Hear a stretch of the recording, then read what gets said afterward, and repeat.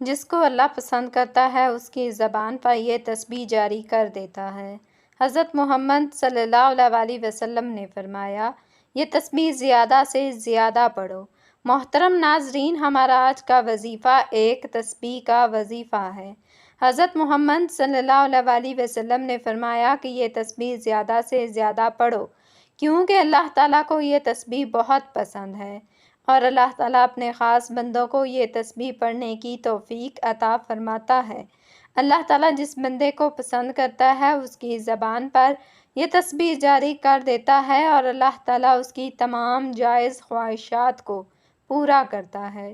جو انسان یہ تسبیح پڑھتا ہے، یہ تسبیح پڑھنے کے بہت سے فوائد ہیں۔ یہ تسبیح پڑھنے سے اللہ تعالیٰ کی رحمت نازل ہوتی ہے، انسان کی زندگی میں سکون آتا ہے، رزق میں برکت ہوتی ہے، اور اللہ تعالیٰ اس انسان کی تمام پریشانیوں کو دور کر دیتا ہے۔ جو یہ تسبیح پڑھتا ہے، اللہ تعالیٰ جس انسان کو خود سے قریب کرنا چاہتا ہے تو اس کی زبان پر یہ تسبیح جاری کر دیتا ہے۔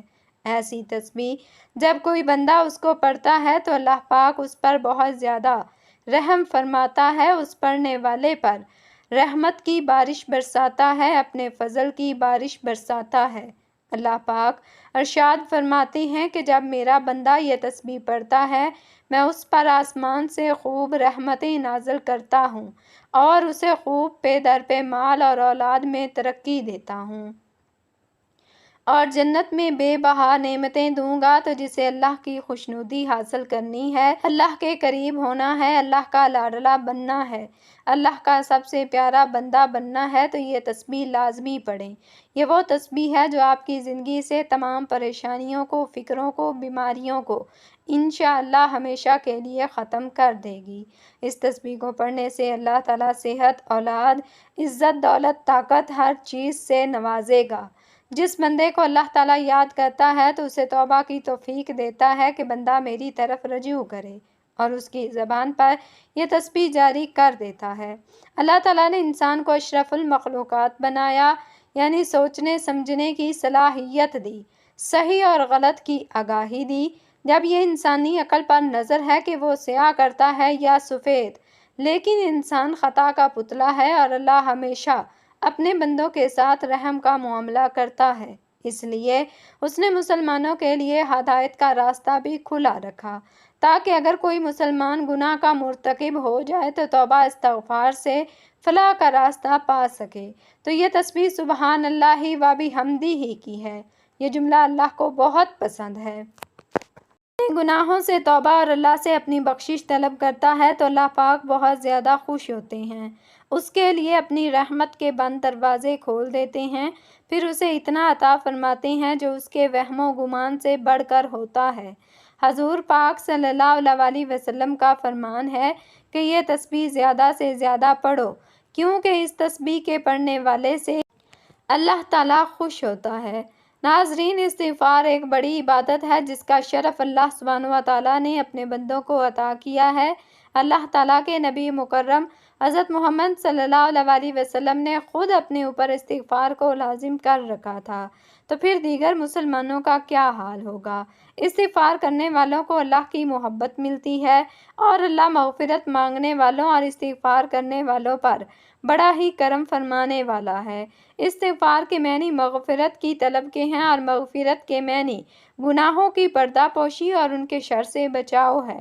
بندہ اللہ سے استغفار کرتا ہے کہ اللہ دنیا میں اس کے گناہ پر پردہ ڈال دے، اور اس کا گناہ اس کی فضیحت کا سبب نہ بنے، اور آخرت میں بھی اس کو ظاہر نہ کرے، اور اپنی رحمت اور عفو سے اس کا گناہ معاف فرما دے۔ استغفار کی فضیلت یہ ہے کہ قرآن کریم میں استغفار کرنے کی ترغیب کثرت سے دی گئی ہے۔ ایک مقام پر فرمایا کہ اللہ سے استغفار کرتے رہو، بے شک اللہ بڑا غفور الرحیم ہے۔ سورہ مزمل آیت نمبر 20۔ اللہ تعالیٰ استغفار کرنے والوں کی مدح بیان کرتا ہے، رات کی آخری گھڑیوں میں اللہ سے مغفرت کی دعائیں مانگا کرتے ہیں۔ سورہ آل عمران۔ ابن کثیر فرماتے ہیں کہ رات کی آخری گھڑیاں یعنی تہجد کا وقت استغفار کا بہترین وقت ہے۔ حضرت یعقوب علیہ السلام کو ان کے بیٹوں نے جب معافی کی درخواست کرنے کو کہا تو انہوں نے سحر کے وقت کا انتظار کیا اور سحر میں اللہ سے ان کے لیے معافی کی درخواست کی۔ اور اللہ تعالیٰ بیان فرماتا ہے کہ جو لوگ اس کے حضور استغفار کرتے ہیں وہ ان سے کیا معاملہ کرتا ہے۔ اگر کوئی شخص برا فعل کر گزرے یا اپنے نفس پر ظلم کر جائے اور اس کے بعد اللہ سے درگزر کی درخواست کرے تو اللہ کو درگزر کرنے والا اور رحیم پر پائے گا۔ اللہ تعالیٰ کا فرمان ہے، اللہ ان پر عذاب نازل کرنے والا نہ تھا جبکہ تو ان کے درمیان موجود تھا، اور نہ اللہ کا یہ قاعدہ ہے کہ لوگ استغفار کر رہے ہوں اور وہ ان کو عذاب دے دے۔ اللہ تعالیٰ حج بیت اللہ جیسی بڑی عبادت کی ادائیگی کے موقع پر بھی استغفار کی تاکید فرماتا ہے۔ پھر جہاں سے لوگ پلٹتے ہیں وہیں سے تم بھی پلٹو اور اللہ سے معافی چاہو، یقیناً وہ معاف فرمانے والا اور رحم فرمانے والا ہے۔ یعنی اعمال کی قبولیت کے مقام اور اس کی رحمتوں کے نزول کے مقام پر بھی استغفار کی تاکید ہے کہ محض زبان سے کلمات ادا نہ ہوں بلکہ دل سے توبہ بھی کی جائے۔ اگر زبان دل کی شمولیت کے بغیر استغفار کرتی رہے تو وہ غیر نافع ہے۔ اکثر اوقات توبہ اور استغفار کا ذکر اکٹھے کیا جاتا ہے۔ استغفار اس کیفیت کا نام ہے جب بندہ اللہ کے سامنے اپنے گناہوں کی مغفرت زبان سے مانگتا ہے، اور توبہ اس کے دل اور اعضاء سے اس گناہ کا اثر ختم کر دینے کا نام ہے۔ توبہ میں ایسی ندامت پائی جاتی ہے کہ بندہ اس گناہ کا دوبارہ ارتکاب کرنے کا خیال بھی نہ لائے اور اسے اپنے اعمال کے دفتر سے بھی مٹا دیتا ہے۔ استغفار کا حکم دعا کا ہے جسے اللہ رب العالمین قبول یا رد کر دیتا ہے، اور جب دعا منکسر مزاجی سے مانگی جائے اور بندہ عفو کا طالب ہو تو رب کریم اس کی مغفرت فرما دیتا ہے۔ استغفار کرنے والوں پر رب العالمین نعمتوں کا دروازہ کھولتا ہے۔ اللہ تعالیٰ کا ارشاد ہے، اور یہ کہ تم اپنے رب سے معافی چاہو اور اس کی طرف پلٹ آؤ تو وہ ایک مدت خاص تک تم کو اچھا سامان زندگی دے گا اور ہر صاحب فضل کو اس کا فضل عطا کرے گا۔ یعنی آخرت ہی میں نہیں، اس دنیا میں بھی مستغفرین کو مال و متاع عطا کیا جاتا ہے، اور صرف فرد ہی نہیں بلکہ قوموں کی زندگی بھی بدل جاتی ہے۔ اللہ تعالیٰ کا یہ حکم حضرت ہود علیہ السلام نے اپنی قوم کو سنایا، اے میری قوم کے لوگو، اپنے رب سے استغفار کرو پھر اس کی طرف پلٹو، وہ تم پر آسمان کے دھانے کھول دے گا اور تمہاری موجودہ قوت پر اور قوت کا اضافہ کرے گا۔ مجرموں کی طرح منہ نہ کھولو۔ اللہ کی نافرمانی کرتے ہوئے جو قوم اپنے برے انجام کی جانب چلی جا رہی ہو، اگر وہ اپنی غلطی کو محسوس کر لے اور نافرمانی چھوڑ کر خدا کی بندگی کی طرف پلٹ آئے تو اس کی قسمت بدل جاتی ہے، اس کی مہلت عمل میں اضافہ کر دیا جاتا ہے اور مستقبل میں اس کے لیے عذاب کی بجائے انعام، ترقی اور سرفرازی کا فیصلہ لکھ دیا جاتا ہے۔ نافرمانوں کے لیے استغفار اذن رحمت ہے۔ قرآن کریم میں نافرمان قوموں کو استغفار کرنے کی ترغیب دی گئی ہے۔ ارشاد ہے، دیکھو اپنے رب سے معافی مانگو اور اس کی طرف پلٹ آؤ، بے شک میرا رب رحیم ہے اور اپنی مخلوق سے محبت رکھتا ہے۔ سورۃ الہود۔ یہ اللہ تعالیٰ کی اپنے بندوں پر بڑی عنایت ہے کہ وہ جب بھی اپنے افعال پر نادم ہو کر اس کی جانب پلٹتے ہیں اور استغفار کرتے ہیں تو وہ انہیں اپنے وسیع دامن رحمت میں سمیٹ لیتا ہے، کیونکہ اپنی پیدا کی ہوئی مخلوق سے وہ بے پایا محبت رکھتا ہے۔ اللہ تعالیٰ نے بندوں کو خود بھی استغفار کی تلقین کی، پیغمبروں نے بھی اللہ سے مغفرت کی سفارش بھی کی۔ حضرت یوسف علیہ السلام کے بھائیوں کا معاملہ جب کھل گیا تو انہوں نے والد سے کہا کہ ہمارے لیے اللہ سے معافی مانگیں۔ سب بول اٹھے، ابا جان آپ ہمارے گناہوں کی بخشش کے لیے دعا کریں، واقعی ہم خطا کار ہیں۔ اس نے کہا کہ میں اپنے رب سے تمہارے لیے معافی کی درخواست کروں گا، وہ بڑا معاف کرنے والا اور رحیم ہے۔ سورہ یوسف۔ حضرت ابراہیم علیہ السلام نے بھی اپنے والد کے لیے استغفار کرنے کا وعدہ کیا تھا۔ ابراہیم علیہ السلام نے کہا، سلام ہے آپ کو، میں اپنے رب سے دعا کروں گا کہ آپ کو معاف کر دے، میرا رب مجھ پر بڑا ہی مہربان ہے۔ اور کہتے ہوئے انہوں نے باپ کو یہ بھی بتا دیا تھا کہ میں آپ کے لیے معافی ضرور چاہوں گا اور میرے اختیار میں کچھ نہیں ہے کہ آپ کو اللہ کی پکڑ سے بچوا لوں۔ حضرت ابراہیم علیہ السلام نے انتہائی محتاط لہجے میں اس وعدے کے مطابق دعا کی تھی، مگر جب آپ علیہ السلام کی نظر اس جانب گئی کہ ان کا باپ تو کھلم کھلا خدا کا باغی ہے، تو وہ اس دعا سے بھی باز آ گئے اور ایک سچے وفادار مومن کی طرح انہوں نے باغی کی ہمدردی سے صاف صاف تبریک کر دی۔ انبیاء علیہ السلام کا استغفار۔ انبیاء علیہ السلام گناہوں سے پاک ہوتے ہیں اور اللہ تعالیٰ ان کی حفاظت فرماتا ہے، لیکن ہم دیکھتے ہیں کہ ہمیں جا بجا ایسے واقعات ملتے ہیں جب اللہ تعالیٰ کے یہ برگزیدہ بندے بھی اس کے حضور رکوع و سجود میں جھکے ہوئے اور اس کے سامنے عاجزی سے کھڑے استغفار کر رہے ہیں اور معافی اور مغفرت مانگ رہے ہیں۔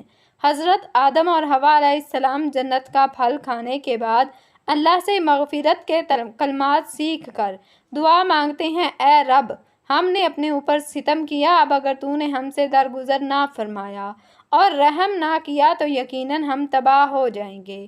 حضرت نوح علیہ السلام اپنے کافر بیٹے کو طوفان میں ڈوبتے دیکھ کر اللہ کو پکارتے ہیں کہ میرے گھر والا ڈوب رہا ہے، اور اس نازک نفسیاتی موقع پر اللہ کی جانب سے احساس دلایا جاتا ہے وہ تو ایک بگڑا ہوا کام ہے، اور حضرت نوح علیہ السلام گڑ گڑا کر دعا مانگتے ہیں، اے میرے رب، میں تیری پناہ مانگتا ہوں اس سے کہ وہ چیز تجھ سے مانگوں جس کا مجھے علم نہیں، اگر تو نے مجھے معاف نہ کیا اور رحم نہ فرمایا تو میں برباد ہو جاؤں گا۔ حضرت ابراہیم علیہ السلام بڑی عاجزی سے اللہ کے حضور درگزر کی امید رکھتے ہیں، اور جس سے میں امید رکھتا ہوں کہ روز جزا وہ میری خطا معاف فرما دے گا۔ حضرت داؤد علیہ السلام جب نبیوں والے معاملے میں مبتلا فتنہ ہو گئے اور اللہ نے اپنے محبوب بندے کا محاسبہ کیا اور انہیں اپنی تقصیر کا احساس ہوا تو فوراً اسی رب کی جانب پلٹ کر اس سے معافی مانگ لی۔ ان کی کیفیت تو قرآن میں بیان کیا گیا ہے۔ یہ بات کہتے کہتے داؤد علیہ السلام سمجھ گئے کہ یہ تو ہم نے دراصل اس کی آزمائش کی ہے، چنانچہ اس نے اپنے رب سے معافی مانگی اور سجدے میں گر گیا اور رجوع کر لیا۔ حضرت سلیمان علیہ السلام کو بھی آزمائش میں ڈالا گیا۔ جب ان کی کرسی پر ایک جسد لا کر ڈالا گیا تو وہ فوراً اپنی لغزش پر متنبہ ہو گئے اور اپنے رب سے معافی مانگ کر اپنے اس بات سے رجوع کر لیا جس بات کی وجہ سے وہ فتنے میں پڑے تھے، اور دعا کی، اے میرے رب، مجھے معاف کر دے اور مجھے وہ بادشاہی دے جو میرے بعد کسی اور کے لیے سزاوار نہ ہو، بے شک تو ہی اصل داتا ہے۔ حضرت موسیٰ علیہ السلام کے ہاتھوں کپٹی مارا گیا تو انہوں نے اللہ سے اس لغزش کی معافی مانگی، پھر وہ کہنے لگا، اے میرے رب، میں نے اپنے نفس پر ظلم کر ڈالا، میری مغفرت فرما دے۔ اللہ تعالیٰ کے برگزیدہ انبیاء اور رسل کی منتہائی آرزو ہے کہ اللہ قیامت کے دن ان کی خطائیں معاف کر دے، حالانکہ وہ اللہ کو سب سے بڑھ کر پہچانتے ہیں اور ان کے نفس کی گہرائیوں میں رب کی معرفت رچی بسی ہے۔ اس معرفت اور قرب کے ساتھ بھی وہ اللہ سے ڈرتے ہیں، ان سے کوئی خطا ہوئی ہو وہ اپنے اعمال پر بھروسہ نہیں کرتے، وہ فضل ربی پر بھروسہ کرتے ہیں اور اللہ کی رحمت کی امیدوار ہیں کہ عفو درگزر ہوگا تب ہی ان کی نجات ہوگی۔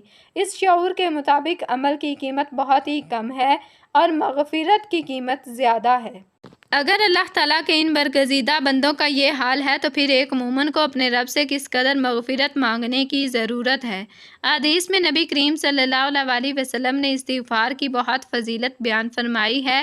ایک حدیث میں رسول کریم صلی اللہ علیہ وسلم فرماتے ہیں کہ جو شخص استغفار کی کثرت کرتا ہے، یعنی ہمیشہ استغفار کرتا رہتا ہے، مسلسل استغفار کرتا ہے، اللہ تعالیٰ ہر تنگی اور پریشانی سے اس کے لیے راستہ نکال دیتا ہے، اور اللہ تعالیٰ ایسے آدمی کو غم سے نجات اور رہائی نصیب فرماتا ہے، اور اس آدمی کو اللہ تعالیٰ ایسی جگہ سے روزی پہنچاتا ہے کہ اس کے گمان میں بھی نہیں ہوتا، اسے معلوم بھی نہیں ہوتا، ایسی جگہ سے اللہ اسے رزق عطا فرماتا ہے۔ یہ حدیث ہمیں یہ تعلیم دیتی ہے کہ ہم کثرت سے چلتے پھرتے اپنے کاموں میں مشغول ہوں تب بھی استغفار کرتے رہیں، اور اس کے 3 بڑے فائدے اس حدیث میں پیارے رسول کریم صلی اللہ علیہ وسلم نے ہمیں بتائے ہیں۔ ایک فائدہ یہ ہے کہ استغفار کی برکت سے اللہ ہمیں پریشانیوں سے بچائے گا، اور اگر کوئی آدمی کسی پریشانی میں مبتلا ہوگا اللہ تعالیٰ اس پریشانی سے اسے نکال دے گا۔ دوسرا فائدہ یہ ہوگا کہ ہر غم سے اللہ ہمیں نجات عطا فرمائے گا، اور تیسرا فائدہ یہ ہوگا کہ اللہ تعالیٰ ہمیں ایسی جگہ سے روزی دے گا جہاں ہمارا گمان بھی نہیں ہوگا۔ غیب کے خزانوں سے اللہ تعالیٰ ہمیں روزی عطا فرمائے گا، اسی طرح حدیث مبارکہ میں ہے کہ رسول کریم صلی اللہ علیہ وسلم نے فرمایا ہر انسان خطا کار ہے، یعنی ہر انسان گناہ کرتا ہے، کوئی نہ کوئی غلطی سرزد ہو جاتی ہے، اور اس بہترین خطا کار وہ ہیں جو توبہ کرتے ہیں، یعنی جن لوگوں سے گناہ ہو گیا اور انہوں نے اپنے گناہ سے توبہ کر لی، یہ سب سے بہترین لوگ ہیں۔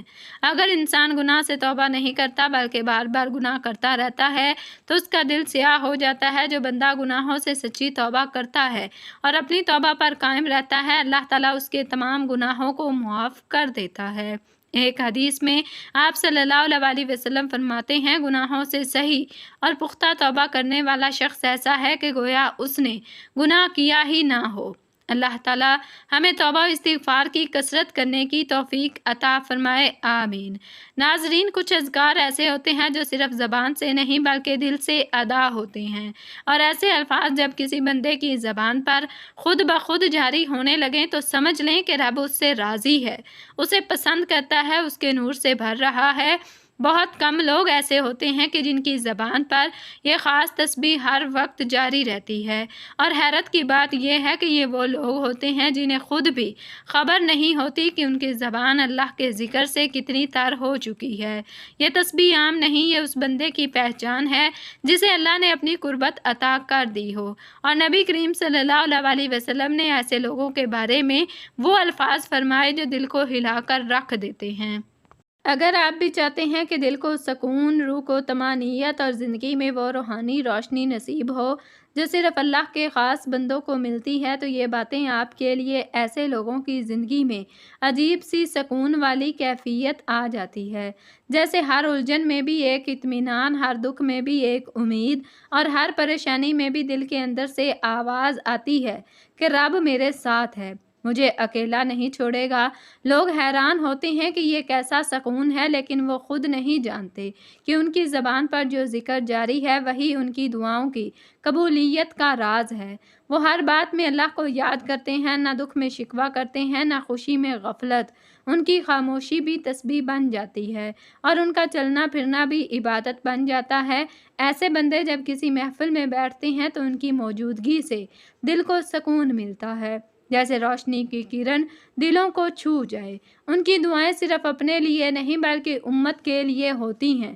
یہ وہ لوگ ہوتے ہیں جنہیں رب سن لیتے ہیں اور ان کی زندگی کا رنگ سب سے الگ ہوتا ہے۔ ناظرین، کبھی کبھی انسان اپنی زندگی کے سب سے بڑے مسئلے کا حل صرف کسی ایک جملے میں پا لیتا ہے، لیکن وہ جملہ تب تک اس کے دل میں اترتا نہیں جب تک دل کا دروازہ اللہ کی طرف سے نہ کھلے۔ کچھ الفاظ ایسے ہوتے ہیں جنہیں سن کر دل کانپ جاتا ہے، آنکھوں میں نمی آ جاتی ہے اور روح خود گواہی دیتی ہے کہ یہ سچ ہے کہ تسبیح بھی ایسا ہی راز ہے جو ہر کسی کو نہیں ملتا۔ صرف وہی لوگ اس طرف راغب ہوتے ہیں جنہیں اللہ ہدایت کے لیے چن لیتا ہے۔ دل کے اندر سے بے قراری ایک طلب پیدا ہوتی ہے کہ میں بھی وہ الفاظ اپنی زبان سے جاری رکھوں جن سے اللہ خوش، جن سے دلوں کو اطمینان اور زندگی کو برکت نصیب ہوتی ہے، اور یہ بے قراری ہی اصل نشانی ہوتی ہے کہ اللہ تعالیٰ آپ کو اپنے قریب بلا رہے ہیں۔ تو جب انسان کو ایک بار یہ احساس ہو جائے کہ رب کی طرف پلٹنے والا راستہ یہی ہے تو پھر وہ دن رات ایک کر دیتے ہیں، بس اسی نور کے لیے، اسی طالب کے لیے اور اسی تسبیح کے لیے جو اسے اللہ کے محبوب بندوں کی صف میں لے آئے۔ تو یہ تسبیح ان بندوں کی زبان پر جاری کر دی جاتی ہے جنہیں اللہ تعالیٰ خاص یاد کے لیے منتخب فرما لیتے ہیں، اور اس کا جاری ہونا اس بات کی علامت ہوتا ہے کہ بندہ اللہ کی رضا کے قریب ہو چکا ہے۔ نبی کریم صلی اللہ علیہ وسلم نے فرمایا، سبحان اللہ و بحمدہ وہ کلمات ہیں جو زبان پر ہلکے، میزان میں بھاری اور اللہ کو بے حد محبوب ہیں۔ اس تسبیح کو روزانہ کم از کم 100 مرتبہ دل کی توجہ اور یقین کے ساتھ پڑھنا ایسا عمل ہے جو انسان کو نہ صرف اللہ کے محبوب بندوں میں شامل کرتے ہیں بلکہ دنیا میں عزت، رزق، شہرت، صحت اور سکون جیسی نعمتوں کا دروازہ بھی کھول دیتا ہے۔ یہ تسبیح غربت میں کشادگی، بیماری میں شفا اور دل کی بے سکونی میں اطمینان بن کر نازل ہوتی ہے۔ یہ الفاظ برکت کے دروازے کھولتے ہیں اور ایسے ذرائع پیدا ہوتے ہیں جہاں انسان سوچ بھی نہیں سکتا۔ یہ تسبیح نہ صرف ناممکن کو ممکن بناتی ہے بلکہ انسان کی زندگی کو سراپا نور، پاکیزگی اور عزت سے بھر دیتی ہے۔ اس کا دوام بندے کو دنیا میں مقام عطا کرتے ہیں اور آخرت میں بلند درجہ۔ اللہ کے نبی صلی اللہ علیہ وسلم بتا رہے ہیں کہ جس نے دن میں 100 بار سبحان اللہ و بحمدہ ہی کہا، اس کے گناہ بخش دیے جاتے ہیں اور مٹا دیے جاتے ہیں، چاہے وہ سمندر میں موجود لہروں کے وقت ظاہر ہونے والے سفید جھاگ کے برابر ہی کیوں نہ ہوں۔ یہ اجر و ثواب دن میں لگاتار یہ دعا پڑھنے والے اور وقفے وقفے سے پڑھنے والے دونوں کو حاصل ہوگا۔